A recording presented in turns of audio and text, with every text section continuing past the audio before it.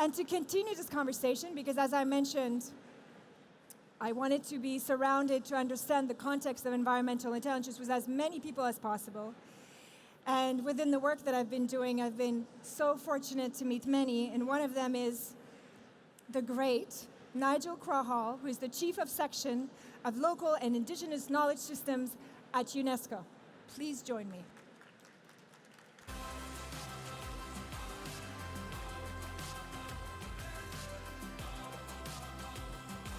Nigel, yes, please. That was intense. Thank you for being with me today. It's a great pleasure.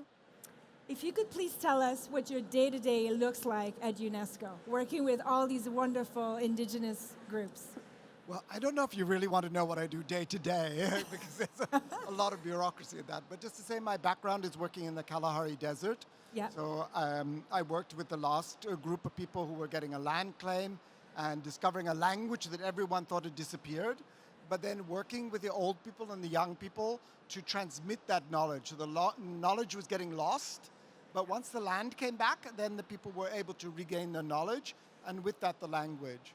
So what I'm doing this week is setting up some programs between hunter-gatherers in Namibia and in Tanzania to do training about how to use new technologies to apply indigenous knowledge to biodiversity challenges in Tanzania at the moment. And when you and I spoke to prepare, you gave me like a few examples of like concrete, because I think a lot of ways that we all almost think of Indigenous people and groups and their knowledge, we always think that it's very poetic and beautiful, and it is, but it's also very technical. It's very technical, and that's why the indigenous languages matter so much, because they carry that specificity. So just a couple of examples is one of the knowledge systems that almost disappeared, but is coming back, is long-distance ocean voyaging in the Pacific. So all those islands in the Pacific, from Papua all the way to Rapa Nui near Chile, were done without any modern technology, but by extremely sophisticated knowledge systems. So if you get it wrong, you disappear out in the ocean. But people can land a boat at a distance of 2,000 kilometers within 100 meters of where they wanted to. But the amount of knowledge you need to know for that, the night sky, the movement of the celestial bodies, but also the physical shape of the ocean. So how fast the currents are moving, how high the swell is. It's like a type of trigonometry, but all through an indigenous system. It almost disappeared, but many of the songs, poems, stories of the Polynesian people kept those elements there, even though they couldn't do the sailing. And now they're bringing it back. The other example we're working with, we did a project with 6 different African pastoralists, nomadic herding communities, around their understanding of climate change.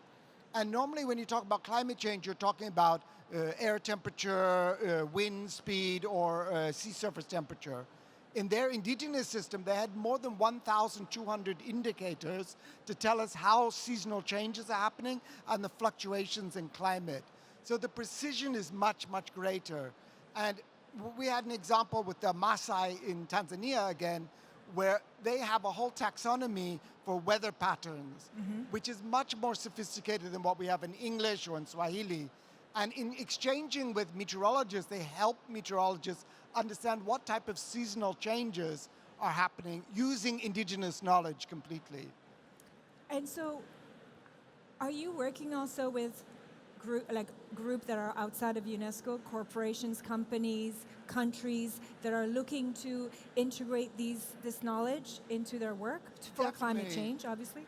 Yeah, I mean, our job is fundamentally, our strategy is to work within UN framework. So you just have a panel going on around the Convention on Combating Desertification, on biological diversity, and on climate change. So we take those frameworks and we say, what type of knowledge is necessary to solve some of those problems? Then we go and support communities at grassroots level to bring that knowledge to the national science academies, to the national government, to the policymakers, but back up the UN. So we're saying there has to be a vertical integration of multiple types of knowledge so that we can kind of triangulate what the challenges are and look for solutions. But we also say with climate adaptation, it only happens in situ. So it's the people who live there in the desert, in the rainforest, in the Himalayas. They're the ones who are living it. So how to empower them with their knowledge, but they need to connect with private sector. They need to connect with government, so we have an enabling environment. So it makes it easier for them to bring their knowledge about governance to the landscape or to the seascape. And maybe you can tell us more about the EDIL program, the Indigenous Language Preservation Revitalization. Right, so we're very excited. So the General Assembly of the United Nations has declared the period 2022 to 2032 the International Decade of Indigenous Languages. So I ask your audience, how many human languages do you think there are? So anybody who thinks there's 1,000 languages, put up your hand. Okay, anybody who thinks there's 3,000 languages, put up your hand. Anyone who thinks there's more than 5,000 human languages? Okay. We've got some good people in the audience. So there's more than 7,000 human languages in the world. And the part that we've been trying to get governments to understand is that's not an accident. So there is a correlation between human linguistic diversity and biological diversity. So the more you go towards a high biodiversity zone, you have many more languages. So Gabon, you have 65 languages. Nigeria, as you go into Delta, 440 languages. Tanzania, 120 languages. But when you go to the Arctic, you basically have one language that crosses all the way from Western Alaska to the east of Greenland. If you go into Sahara, it's mostly Tamashek that is used there, and the same in the Mongolian deserts. So there's a correlation. And what we're trying to help people understand is it's related to governance, it's related to knowledge, it's related to livelihoods. So if we destroy biodiversity, we lose languages. But if we lose languages, we're losing the knowledge that has sustained that biodiversity. So within the global action plan on the International Decade of Indigenous Languages, we've included goals on biodiversity, climate change, ecosystems, freshwater systems, and we're trying to help the communities and government understand mobilizing indigenous languages is really a key element in our current solutions that we need. So it also helps us understand that UNESCO is much more than just World Heritage. It's also World Heritage through language. We love the World Heritage Convention. The World Heritage Convention is the most successful convention in the world, and it deals with sites. So we're also trying to get governments to say we have more than 2,000 UNESCO sites, so the biosphere reserves, the geoparks, and World Heritage. So you want to sign up for our parks? We say also work with the indigenous and local knowledge systems. So yes. How can you bring that in to have better results? So there's a heritage element, but there's also a sustainability element. And so the convention has really taken that on board, and we work with a network of indigenous people who live inside UNESCO World Heritage sites. And you're also interacting with scientists and academia, I believe. Yeah, that's our big specialization. So you may not know, most people know about the Intergovernmental Platform on Climate Change, but we work with the Intergovernmental Platform on Biodiversity and Ecosystem Services. It's the way the UN gets knowledge from science to decision makers. So our job at UNESCO is to create dialogue between indigenous knowledge holders and scientists. And it's not so easy. They're trained in very different ways. And the way indigenous knowledge is produced, its value system, who has the right to know it, is not the same as science. So in science, you should be able to do the same experiment in Paraguay as in Paris. But indigenous knowledge is very specific to the people and the location. So there's areas where, you have languages spoken by only 100 people, but they've been there for several thousand years. Mm-hmm. So we're trying to teach scientists how to listen, understand indigenous knowledge paradigms, the environmental intelligence that you're talking about, and then bring that back into policy. So with IPES, we've been through 10 assessments, including the 2019 global assessment, and every one includes dialogue and indigenous people working on the content. And I think what's really interesting is that at UNESCO, you're sort of like the catalyzer of connecting all these moving parts. I was, last summer, I was meeting with archaeologists from Columbia University who were doing some field work, but they were looking at these artifacts, but couldn't really place their story or even their context or their usage.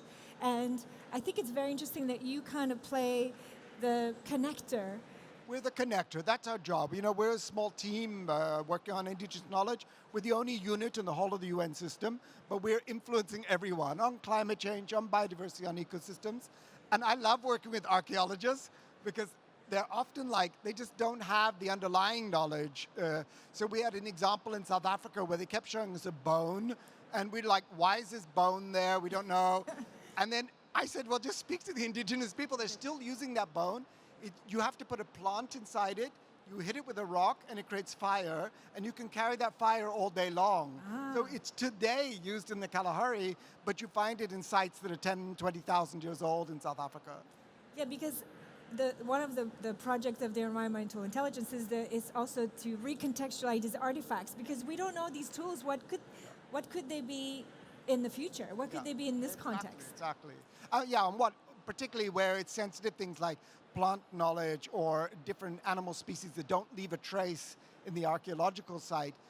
The thing is that humans are a lot more clever than we sometimes give them credit for. Yeah. And you know, the whole of the Pacific was populated just by indigenous knowledge, and the whole of Africa and the Himalayas and the Andes, and people have taken care of the planet for a very long time, and now we're not valuing that.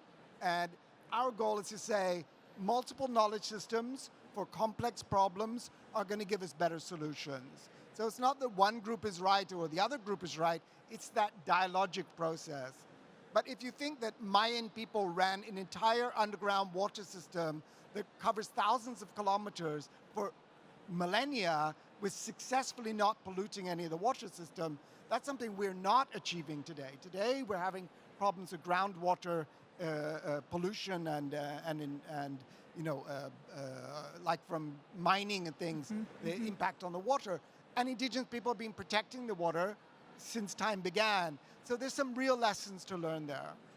Yes, and it's kind of interesting. It makes me think of, while I was preparing for Change Now this year, I was having a conversation with one of the speakers, and it was like, I'm not reinventing the wheel, and I'm like, well, maybe we should be reinventing the wheel or improving it, not reinventing it, because a lot of the tools that we have today are really coming from, you know, we kept essentially using the same tools, especially when you're in a space like this, you realize that we're innovating, which is innovating. The real meaning of innovating is making new with something already existing. It's not creating something from scratch. So let's innovate. I mean, I think the scale of the problems we're facing, people are underestimating the intensification of the interfaces of climate and biodiversity and water. This is accelerating, and what we knew from the 20th century is not going to give us all those answers. But also having that long-term strategy, like looking at the last 1,000 years of human knowledge and then trying to figure out, we've been through some variations in the climate system and people have memory of that. So what is it that takes to have sustainability? But I think you opened the conversation correctly. You have to see the holistic approach to the human behavior, the collective behavior, the ecosystem, the value system. When you put all of that together, then you come up with those solutions. But trying to say that a single scientific intervention is the answer, or that's not going to work. We know that. So how do you have the whole society, whole government, and these multiple partnerships? And in doing that, we can move forward. Thank you so much, Nigel, for your contribution and for beautiful spirit. Thank you.